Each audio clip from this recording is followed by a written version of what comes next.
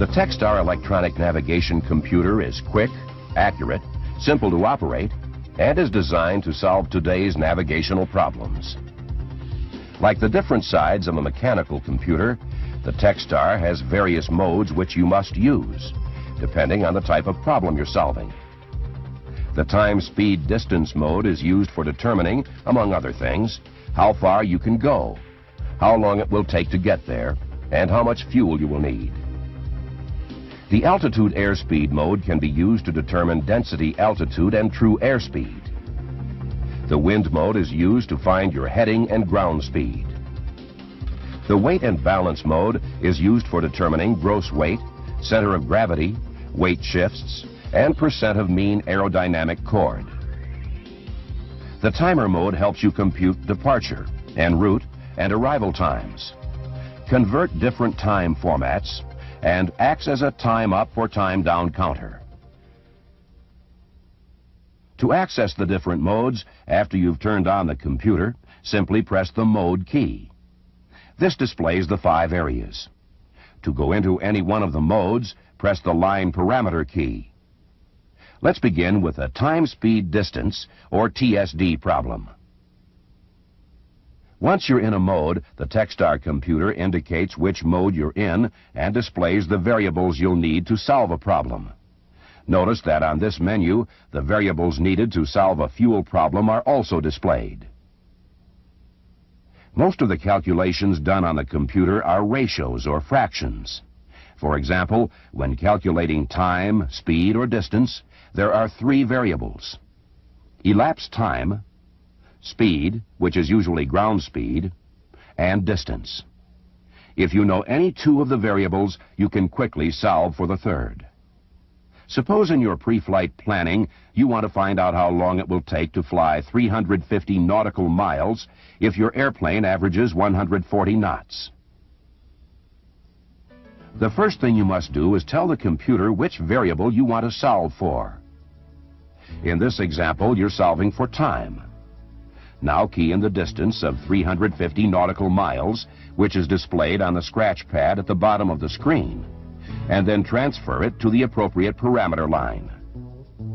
Next, enter the ground speed of 140 knots by keying in 140 and then pressing the ground speed parameter line key. If you had wanted to, you could have entered the ground speed before the distance. Known variables can be entered in any order. You are now ready to find the time by pressing the compute key labeled CMP. The answer is 2 hours, 30 minutes. Now suppose you've arrived at your destination and it only took you 2 hours and 20 minutes. What was your actual ground speed? The first thing you'll need to do is select speed as the variable you're solving for. Since the distance didn't change, enter it into the distance parameter line.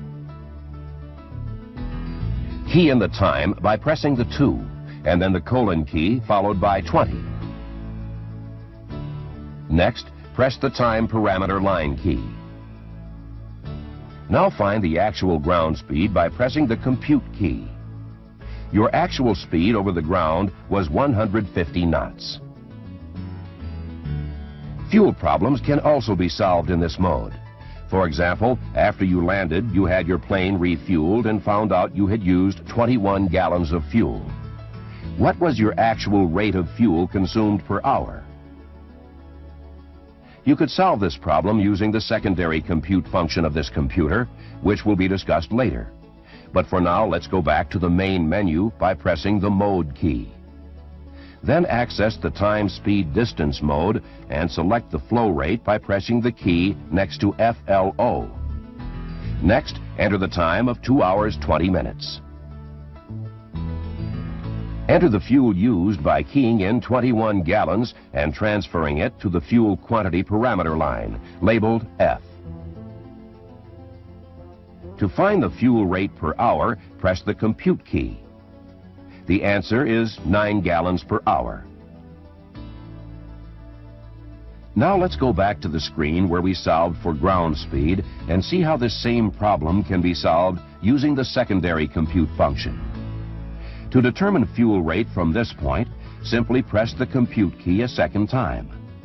This gets you to an extended output screen where additional parameters may be computed from the same variables.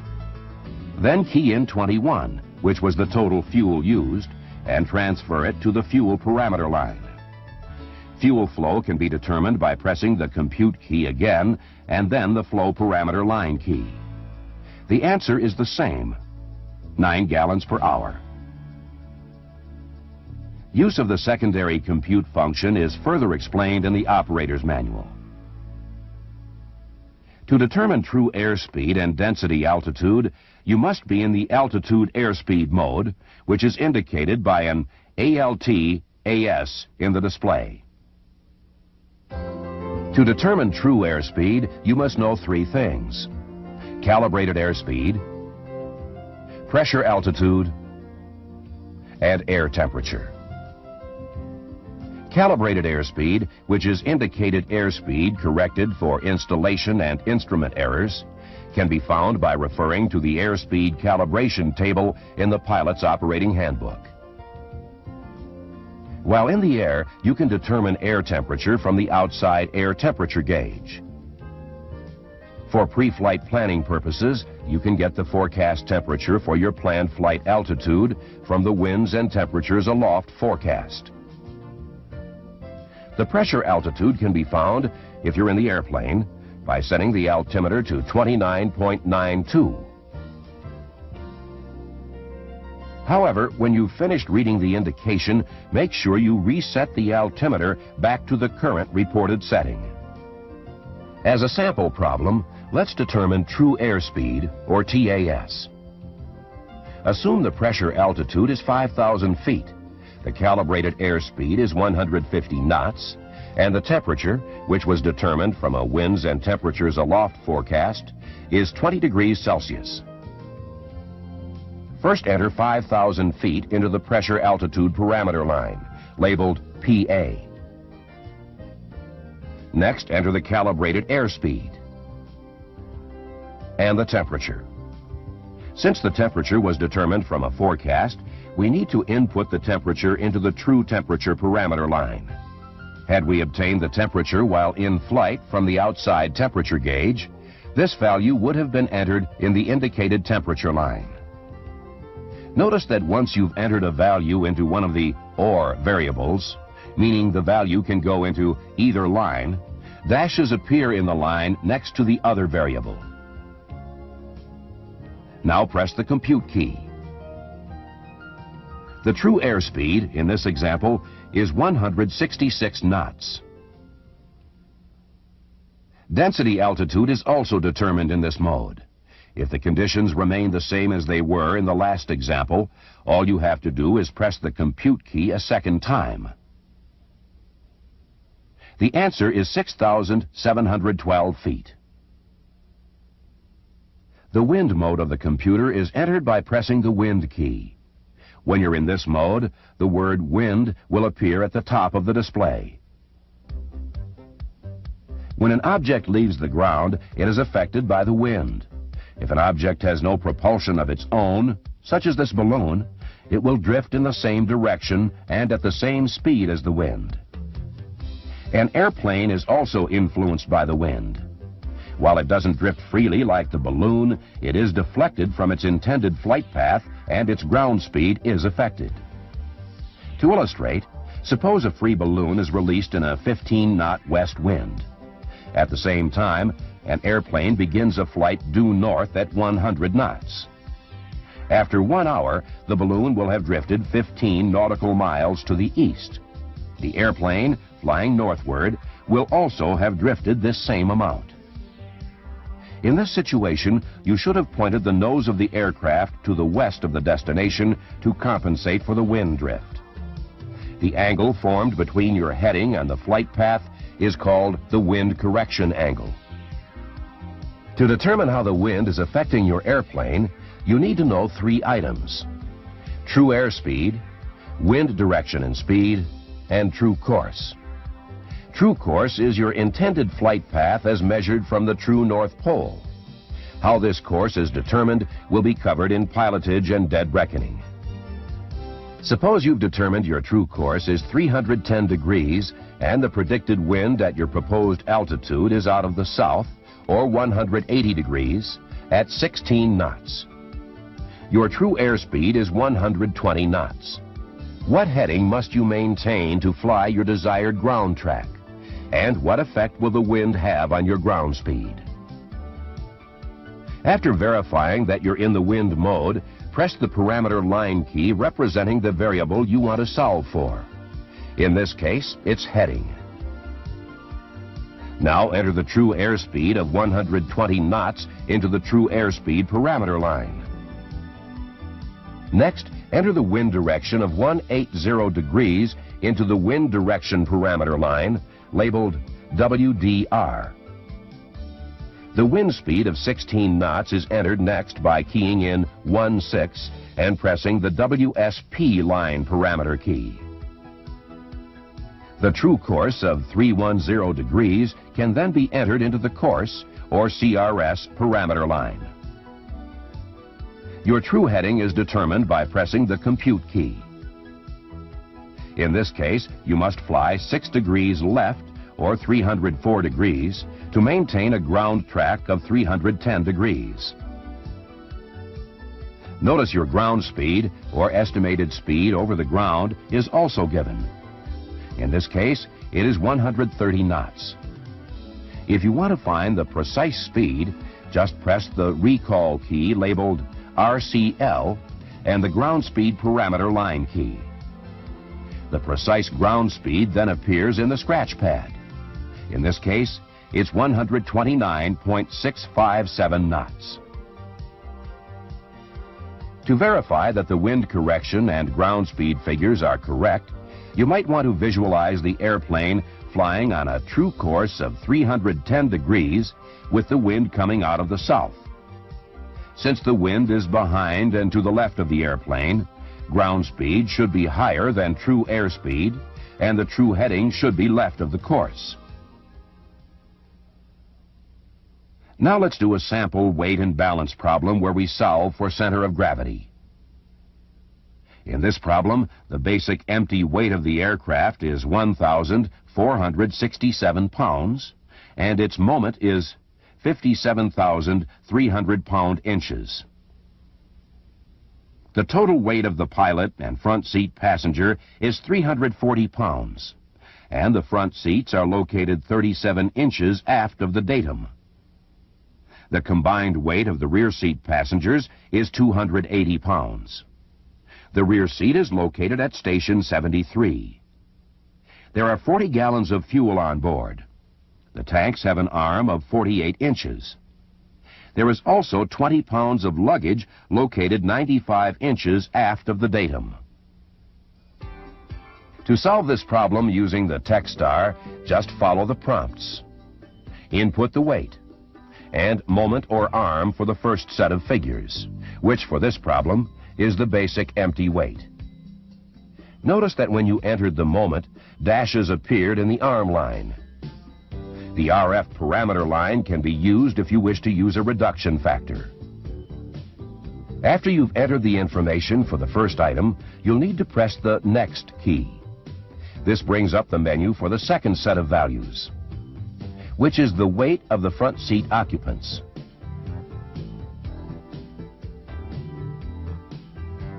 When you press the Next key after entering an arm value, the moment appears for approximately 3 seconds before the screen goes to the next set of values. Continue entering the information for the rear seat passengers.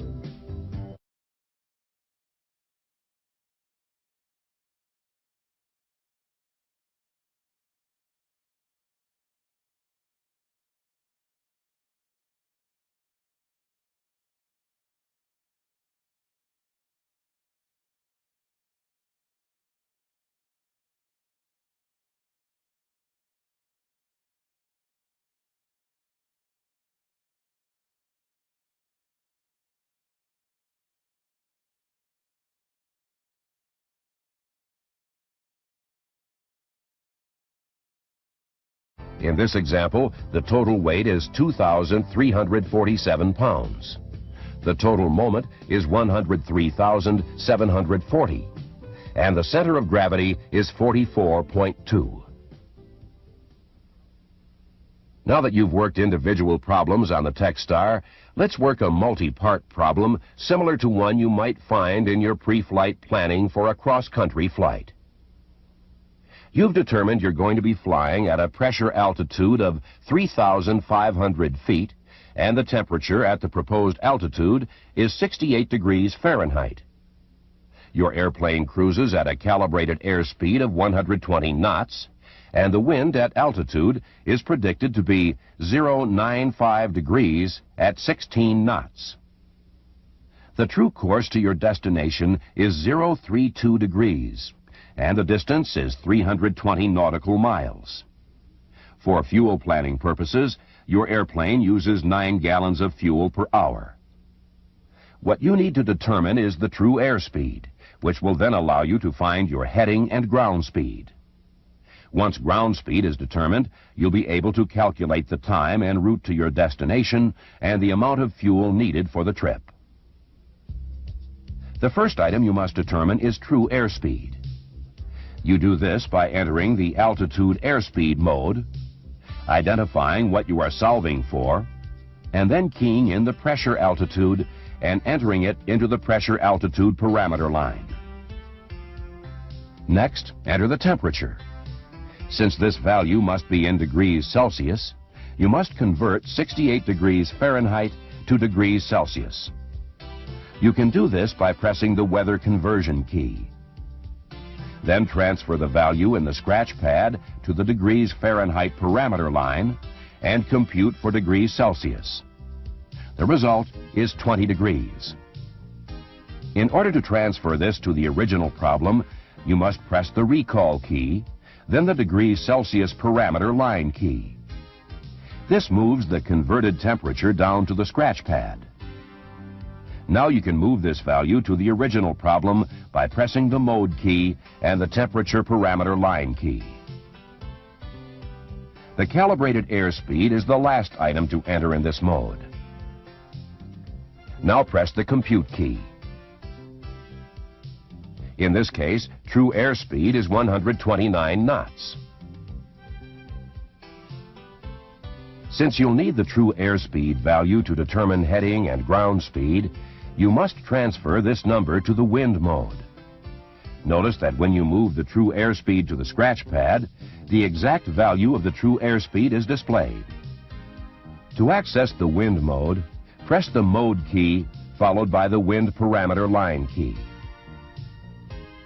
Once you're in the wind mode, indicate what you want to solve for. In this problem, it's heading. Then transfer the true airspeed value to the true airspeed parameter line. Next, key in the wind direction, wind speed, and true course. You're now ready to determine your heading by pressing the compute key. Since your course is 032 degrees, you must fly 6 degrees right, or 038 degrees to track the desired course. Also notice that your estimated ground speed is 121 knots.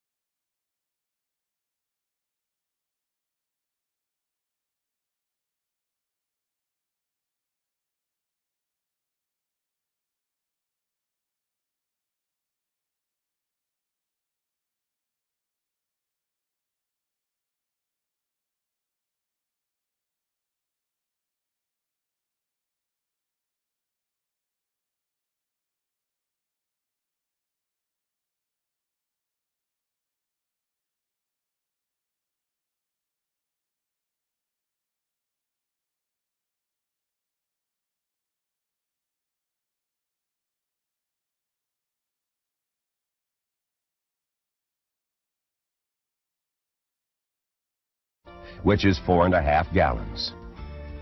Adding this figure to the fuel en route, which you can retrieve by pressing the recall key and the appropriate arithmetic key, means you must have a little over 28 gallons of fuel on board the airplane before you make the trip.